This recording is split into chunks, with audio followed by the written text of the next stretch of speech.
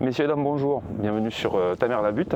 Une vidéo un peu particulière aujourd'hui puisque je suis chez Jacques et Nina qui m'accueillent gentiment. Hello à tous. De la chaîne Destination Bonheur et qui vont nous montrer un petit peu comment ils s'occupent de leur jardin.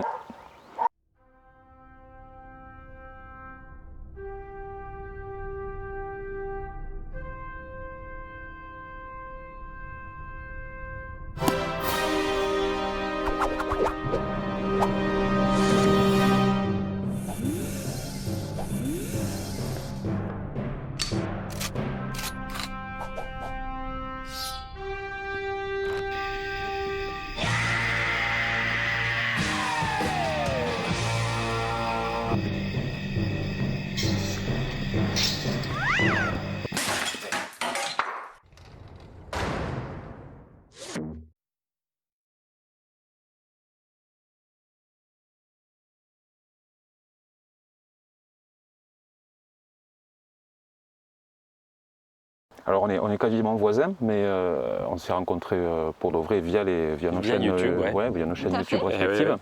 On s'est rendu compte qu'on avait les mêmes problèmes de potager, qu'on avait la même terre, donc on s'est dit peut-être qu'on est pas loin l'un de l'autre. Et avec les présentations des jardipotes chez Blandine et Silvio, on s'est rendu compte qu'on était tous les deux en Haute-Garonne. Donc il y a vraiment, on s'est contacté. D'oiseaux, allez, 5-10 km maximum dans cette direction, et voilà. Donc on est vraiment très proches, donc les mêmes conditions, pas tout à fait la même expérience, puisque vous, ça fait combien de temps que vous êtes ici? Ça fait une quinzaine d'années qu'on est ici, même de 17 ans. Par contre, on a mis les choses en place petit à petit. Au début, on n'était pas encore dans la permaculture. Puis petit à petit, on s'y est intéressé, donc on a commencé doucement. Et puis plus ça va, plus on fait de choses dans ce sens-là. Ouais. On apprend beaucoup de nos erreurs également. Et vous partagez donc via la chaîne donc Destination Bonheur. Tout à fait. Bon, je disais, on a démarré à peu près en même temps la chaîne, mais vous, l'idée a germé depuis un peu plus de temps, depuis que vous êtes passé, enfin que toi tu es passé, je crois qu'on ne te voit pas dans la vidéo, hein, chez Brian à l'archipel. Il était derrière la caméra en tout cas, il me soutenait bien parce que c'est vrai que la première fois que j'ai fait une vidéo, j'étais assez stressée, c'était la première fois. Donc c'était chez Rémi du Jardin des Merveilles à Vaour. Et c'était... C'est Brian qui filmait. Voilà, c'est Brian qui filmait. Le sujet, c'était comment devenir... comment se lancer en autonomie. Voilà, néo-autonomiste, comme dit Brian. Donc y aller étape par étape. Et c'était plus dans le développement personnel, qui est un sujet qui me tient vraiment à cœur. C'était à cœur, puisque tu as écrit un bouquin sur le sujet, on est en train de voir la page où on peut se le procurer. Oui, c'est le bonheur est pour vous, c'est ça. Nina Sandré. Donc c'est vraiment du développement personnel qui aide les gens aussi à l'autonomie psychologique. Parce que souvent on parle d'autonomie alimentaire, énergétique, sur la santé, mais rarement en psychologie. Alors que c'est quelque chose qui est même qu'on pourrait démarrer soi-même en étant en appartement ou dans un lieu sans avoir un grand jardin. De toute façon, pour nous, c'est un tout, hein, l'autonomie. C'est ça, exactement. Voilà. C'est ce qui s'approche la permaculture humaine, quoi. C'est ça, tout à fait, Bruno.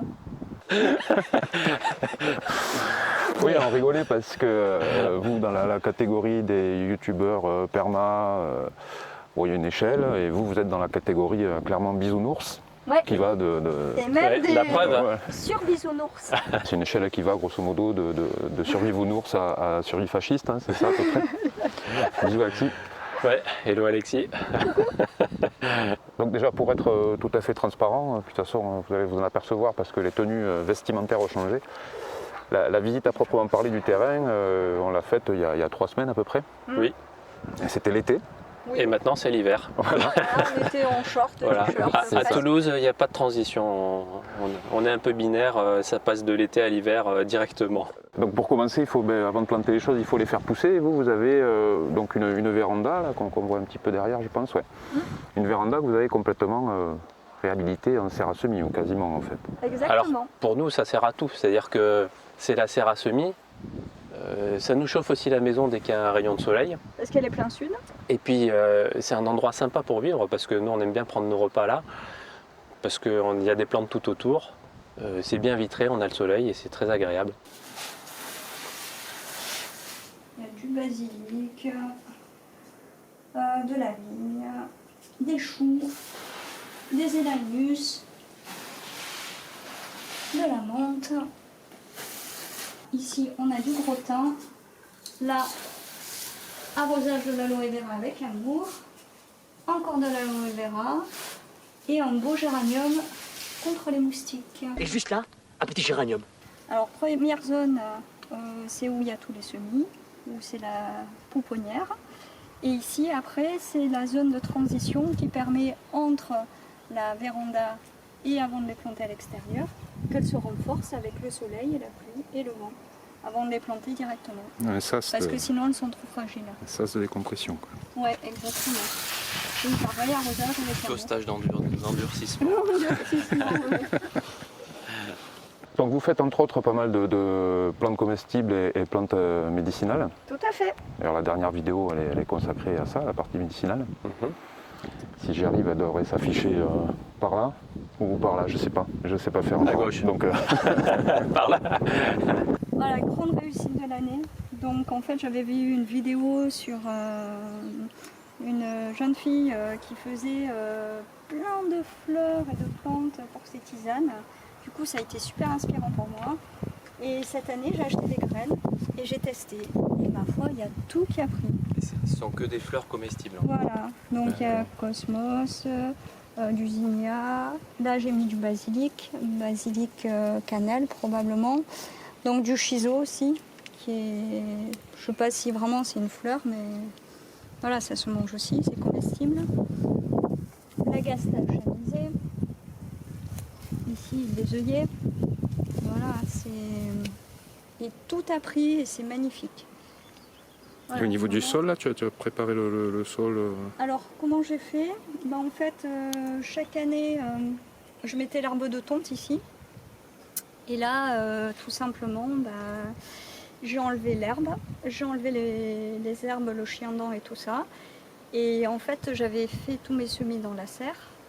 Et lorsqu'elles étaient prêtes, donc j'ai fait la zone de décompression, comme tu dis, à l'extérieur. Et ensuite, quand elles étaient bien renforcées, je les ai plantées là et je les arrose beaucoup. Une fois tous les 3 jours à peu près. et une grosse quantité ou de surface? Oui, souvent je fais peu mais beaucoup. D'accord. Voilà. Et voilà l'onagre. Une cousine de la laitue d'ailleurs. Ouais. C'est une laitue sauvage. Et nous on aime bien les herbes sauvages. Souvent J'ai elles sont vu ça, comestibles. Voilà, elle est juste en graine, on la laisse, Voilà. on la laisse grainer. Et tu vois, il y a la carotte sauvage aussi. Et ça, j'en ai chez moi. Alors, Ah bah. par contre, donc, c'est le plante net là. Oui, Il m'a dit que c'était de la carotte sauvage, mais ça ressemble pas du tout à ça. Donc je d'accord, pense ok. que c'est gouré. On va te donner quelques éléments pour être sûr. Voilà. Il faut faire attention. Là, c'est de la carotte sauvage. Ouais. Ici, Ah, ben si, c'est ça. on voit bien. Alors, caractéristiques, Il faut faire attention parce qu'on peut les confondre avec, la ciguë. avec la famille des ciguës et tout ça. C'est juste un peu mortel, ça, non? Ouais, Oui. un peu. Mais d'abord, ça sent la carotte et puis souvent, là, c'est pas le cas. Il y a une plante centrale, une fleur centrale qui est parfois rouge. On peut en après, trouver d'autres. ouais. Mais est-ce que ça fait des carottes à la racine? Oui, mais en fait, quand elles sont en fleurs, c'est très ligneux, là, c'est la racine. Tu sais, ça pousse sur un cycle de 2 ans. Ouais. Et quand il y a la fleur, c'est la 2e année déjà. Et c'est trop tard pour la manger. D'accord. Après, la carotte est toute petite, hein, elle est assez fine. Ouais, tu veux pas là. Mais Ouais. par contre, les graines sont très bonnes. On peut l'utiliser Et les fleurs aussi. en condiment.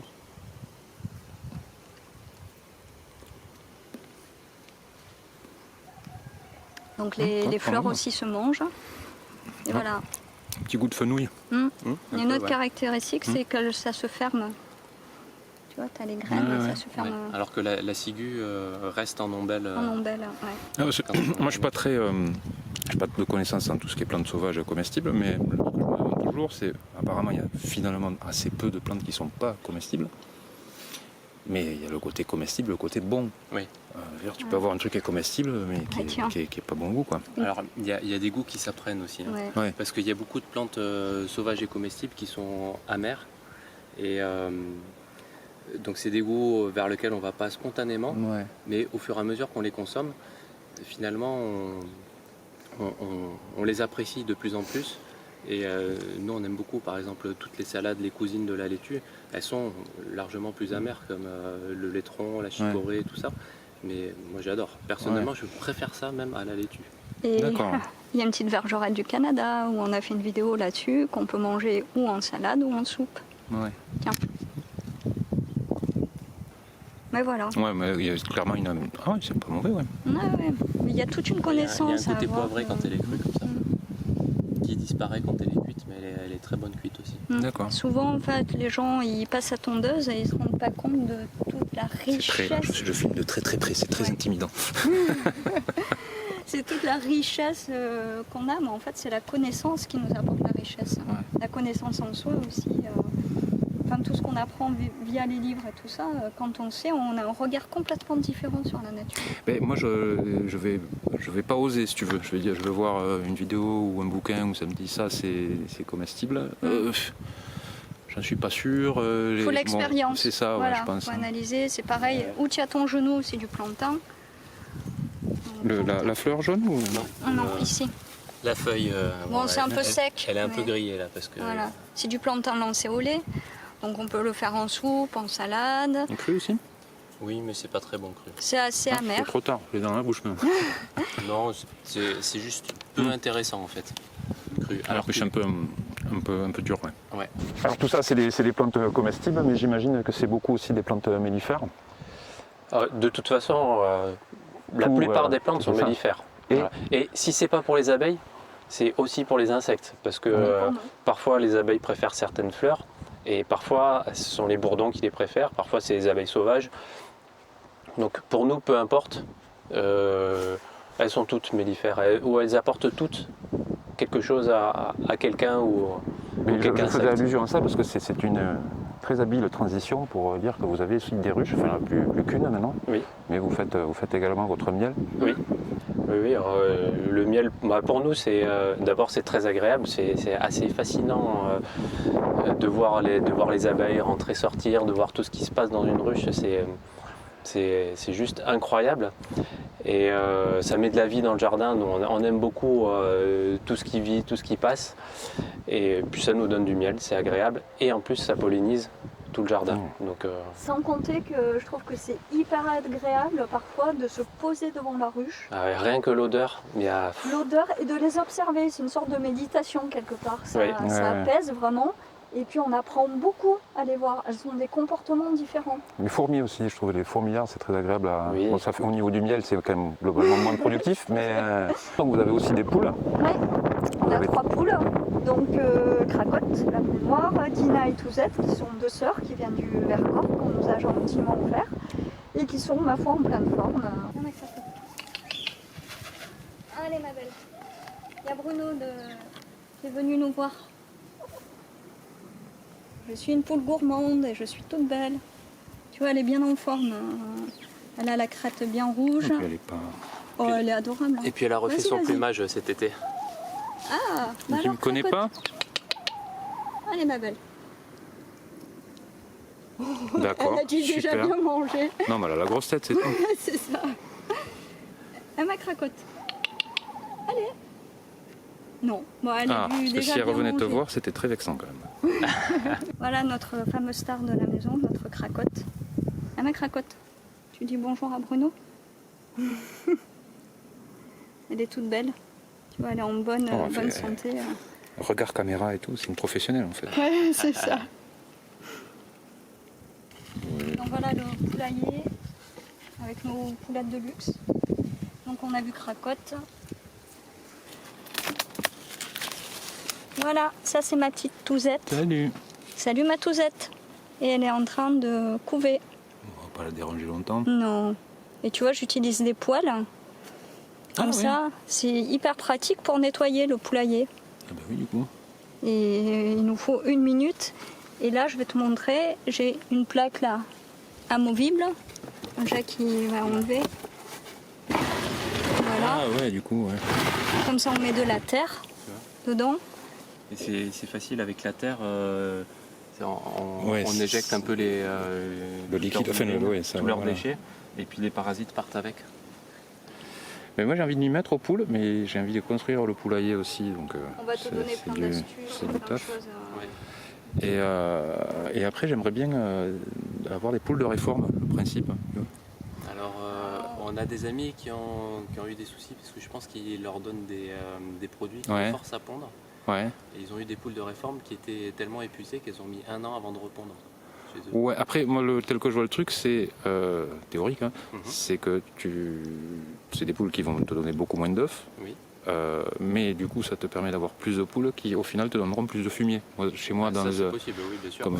Ça dépend de l'objectif de chacun, en fait. Je crois qu'il y a ça aussi. Si j'ai 4 poules et qu'elles me filent 2 œufs par jour, j'en ai trop. Oui. Je ne vais pas tomber 14 œufs par semaine, donc l'un dans l'autre, hein, je sais pas. Après tout, si c'est des bons œufs. Tiens, tu peux en profiter, on a un pommier, il y a plus de pommes que de feuilles. Oh la vache, oui. C'est un pommier Everest, il me semble. C'est des pommes apéro. Des pommes apéro. Ah, ils sont taille adulte là. Oui. Ah ouais, c'est marrant. Et c'est très beau, au printemps, ça fait plein de jolies fleurs. Taille d'un raisin quoi. Ouais. Ouais. C'est marrant. Et après, sinon, globalement, le plus gros de ce que vous faites, j'ai l'impression, c'est la partie verger. Oui, parce que pour nous, un verger, il n'y a rien de plus facile. On plante, on arrose un peu les premières années, un petit peu les années de grande sécheresse comme il y a eu cet été là.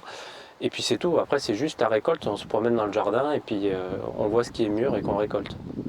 Vous avez une idée d'à peu près du nombre d'arbres fruitiers que vous avez? Ouais. Sur 3000 Moi je dirais au moins. Au moins. Après il y a les arbres et les arbustes. Ouais. Tu vois, des pommiers, on a 15 pommiers, on a 15 abricotiers, mais on a des variétés différentes parce que du coup elles sont séquencées, elles ne donnent pas au même moment. Ouais.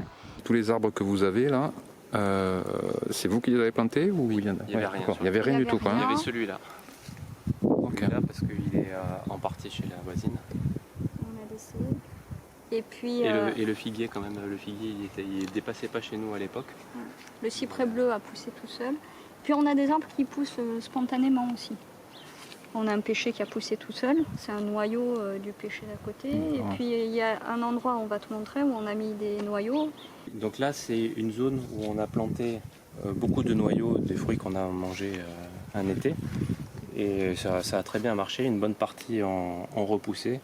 Donc on a des abricotiers, on a un pêcher, on a des pruniers. Un cognacier. Un cognacier.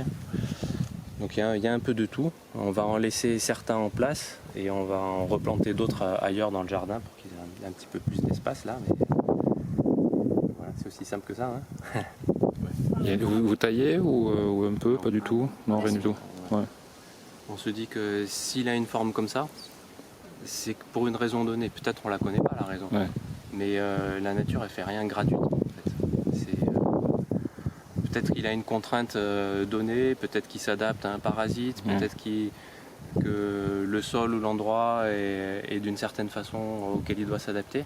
Mais s'il a une forme, c'est pour des raisons. Oui. Après, s'il a une forme, c'est pas forcément pour te donner des fruits à toi. Donc, non, c'est vrai. C'est vrai. Mais de toute façon, on multiplie les arbres. Il y en a toujours assez pour nous. Voilà. Ouais. En fait, on accepte, souvent la taille, c'est pour que ça fructifie plus. Donc on accepte, on se dit, une année c'est pour l'arbre, une année c'est pour nous. Ouais. Oui. Et vu qu'on a plein d'arbres différents, on a toujours des fruits. Ouais. Oui, parce qu'il faut voir aussi que y a justement effectivement beaucoup d'arbres qui donnent bien 1 an sur 2. Et donc il y a des phases de production et il y a des phases de repos. Et ça permet aussi, en respectant ces phases de repos, que l'arbre qu'il soit plus fort, qu'il soit plus durable. Ça, c'est la pépinière secrète de derrière la maison. C'est-à-dire que j'ai bouturé énormément de choses du jardin. Donc, par exemple, un cognacier, le beau figuier magnifique de notre voisine. Donc, j'ai coupé une branche que j'ai plantée. Là, ça fait plus de 8 mois que c'est en pot. Donc je pense que cet hiver, je vais pouvoir le planter. J'ai fait de la vigne aussi. J'ai planté des pépins de pommes. Comme ça, ça va faire des beaux porte-greffes. Et ce qui est génial, c'est que, tac, voilà. Ici, un petit pommier. Pareil pour les pêches, ça a pris. Bon voilà, et un argousier aussi. Ça, je vais t'en donner un si tu veux. Il est auto-fertile et ça prend très très facilement. Argousier, hein, pas argousier. D'accord. Argousier. Et ça fait des petits fruits orangés qui sont très vitaminés, très forts en bouche, en citronné. Et c'est juste délicieux. Ça remplace le citron. Ouais, et en plus de ça, ça supporte... Ça supporte tout. Tout. Sécheresse, froid, soleil, humidité. C'est increvable. C'est même un peu envahissant quand même, faut le dire. Hein. Et ça drageonne pas mal. Oui. Donc voilà, tout ça, Ça drageonne beaucoup. Drageonner. Drageonne, ça veut dire que les racines partent et refont des pieds. Comme des marcottes naturelles en quelque sorte. Oui, c'est ça, oui, c'est comme des marcottes naturelles, c'est une bonne définition. Voilà, et derrière toi, c'est les futurs arbres qui vont être plantés. Pour cette année, Pour cette année. Donc voilà, il y en a que j'ai commandé chez Rémi, je suis allée les chercher chez Rémi du Jardin des Merveilles. Et d'autres chez Atmosphère aussi, où je suis très très contente parce qu'ils m'ont bien chouchouté les plants. Et tout est arrivé dans un bon état. Et ça, c'est un bananier. J'ai tenté l'expérience, un bananier rustique de l'Himalaya, Red Tiger. Écoute, j'adore les bananes, donc je me dis on va fait un essayer. essai. C'est peut-être un peu un fantasme, mais on fait un essai, voilà. On verra bien ce que ça donne. J'ai pris un poivre de Sichuan, j'ai pris un cornoiller du Japon. Voilà, des vignes aussi. Vigne noix par exemple.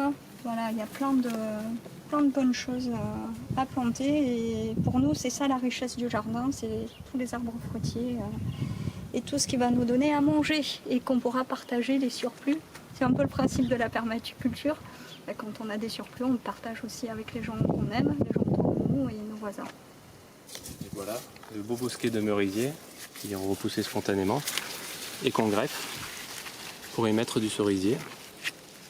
Voilà, là on a fait 2 greffes là. 2 greffes. Qu'on a fait au printemps là et tu vois qui ont bien poussé pendant tout l'été. Ça a pris bien 70 cm. C'est super. Et ça, comme ça pousse tout seul en place, on n'a pas besoin de l'arroser. Donc pour une région où il fait sec comme chez nous, c'est vraiment intéressant. Et ça fait. Ils ont combien de temps ceux-là? Ceux-là, pas beaucoup. Ils ont les plus gros 4-5 ans. Ouais, il y a quoi là? Ah, oui. Ils sont adaptés, ils ont poussé tout seuls, donc du coup... Voilà. Et puis surtout, ils sont alimentés par le pied-mer. Je pense qu'ils profitent du réseau du pied-mer. Donc ça, c'est le cerisier qu'on a mis il y a très longtemps, qui lui doit avoir ses racines qui vont profond. C'est un summit. Et donc le merisier, c'est le porte-greffe de ce cerisier-là, et c'est lui qui drageonne. Et donc tout le bosquet derrière profite des racines de celui-là. Et du coup, paradoxalement par rapport à tout ce qu'on voit en vidéo, la partie potager, c'est plutôt, pas anecdotique, mais c'est pas le plus gros Non, parce que même en termes de place consacrée au potager, quand même, c'est pas. Il y a clairement moins. On a fait différentes préparations là. Ce qu'on a commencé à faire, c'est mettre on a mis du paillage par là. Du foin. On mettait du foin pendant quelques temps. Ensuite, on a commencé à essayer de mettre des engrais verts pour le préparer. Simplement, le chien-dent a pris le dessus très rapidement, a étouffé tous les engrais verts. Donc on s'est dit, ok, c'est pas suffisant. On a mis plus de foin par-dessus. Ça n'a pas suffi. Le chien-dent est passé à travers. D'ailleurs, il en reste. Hein. Voilà. Donc on a mis une bâche par-dessus. Donc on l'a maintenu un peu pendant l'été. Et là, on va le préparer, on va le travailler un petit peu pour le décompacter. Voilà. Parce que on se rend compte qu'un de nos problèmes au potager, c'est la terre trop compacte. Ah oui, ça c'est clair. On ne parle pas. Donc là, sur le potager, il n'est pas génial. Et pourtant, ça a été une butte de culture. On a creusé, on a mis le bois, on a tout mis. Simplement, l'année où on a mis en place tout ça, le potager a marché, mais vraiment très très bien. On a pu avoir un saladier de tomates par jour, c'était génial. Et l'année d'après, on s'est d'abord fait avoir sur la fin de saison, parce qu'on n'a pas arrosé pensant qu'avec le paillage ça suffisait. Et au final, ça n'a pas suffi parce qu'ici il fait trop sec. Ici, il nous faut arroser malgré la butte, malgré le paillage, ça ne garde pas suffisamment l'eau. Et derrière, l'année d'après, on n'avait pas encore très bien compris, ça a encore plus séché, donc on n'a rien eu. On a fait la bêtise de mettre des copeaux de bois, ce qui était déséquilibré et nous a généré une fin d'azote. Donc l'année dernière, récolte 0. Et cette année, on le paye encore, mais ça s'est amélioré. Mais il nous manque encore une chose, c'est que le sol est trop compact. Et ça, on le paye aussi. Il nous faut décompacter. Là, pour l'instant, le terrain, il n'est pas à maturité encore. Il ne s'est pas refait. C'était un ancien champ. Il s'améliore d'année en année, mais ce n'est pas suffisant pour faire sans travail du sol, je pense.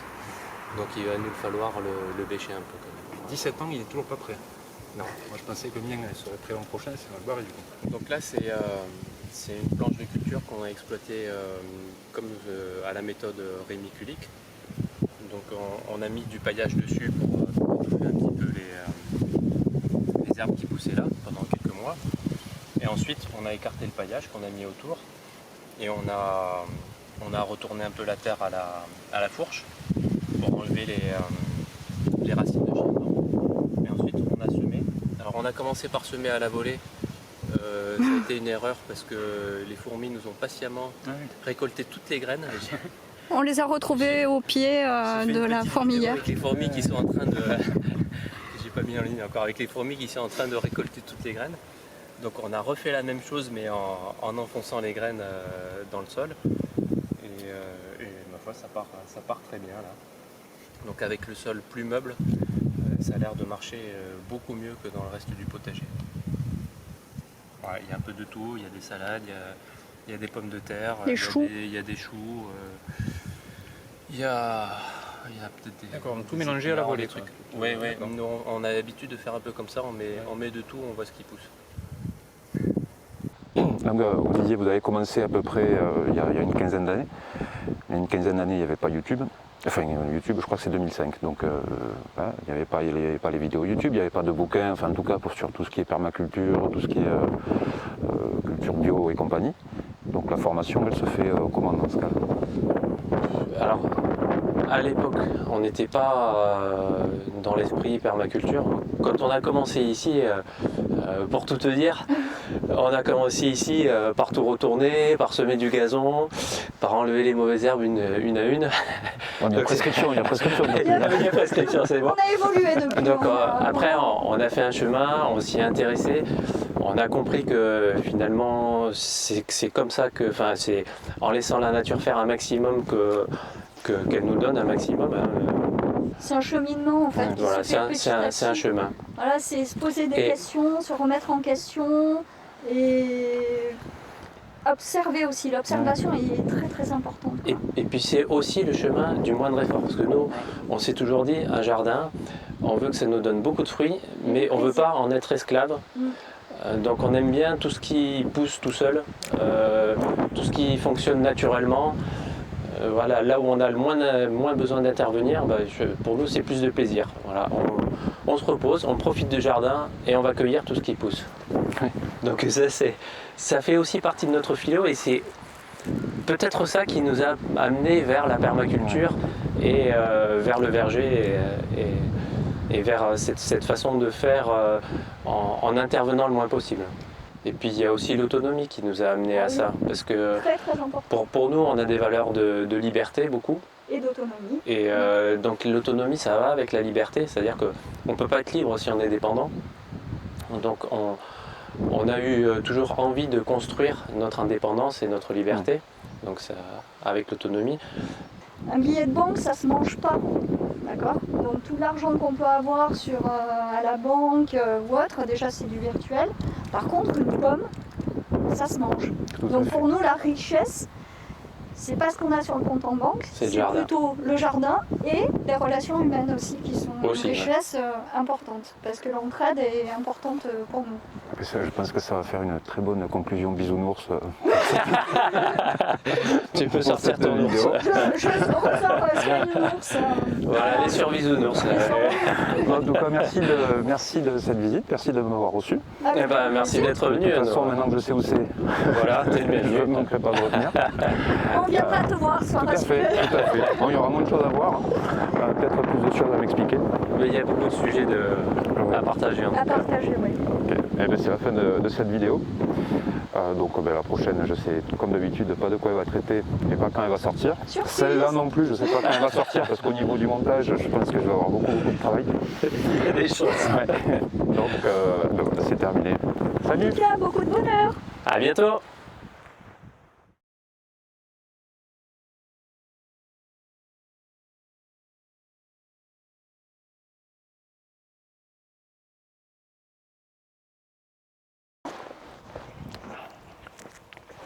Je sais pas comment me tenir. Je préfère ça que qu'on dise qu'on soit des sales cons. Oui. Je vais pas dire ça. Je vais pas dire Je le ça. garde, Trop ça, je tard, le tu l'as garde. dit devant la caméra. Là. Tu gardes ça, tu gardes. Le montage, c'est clairement un montage.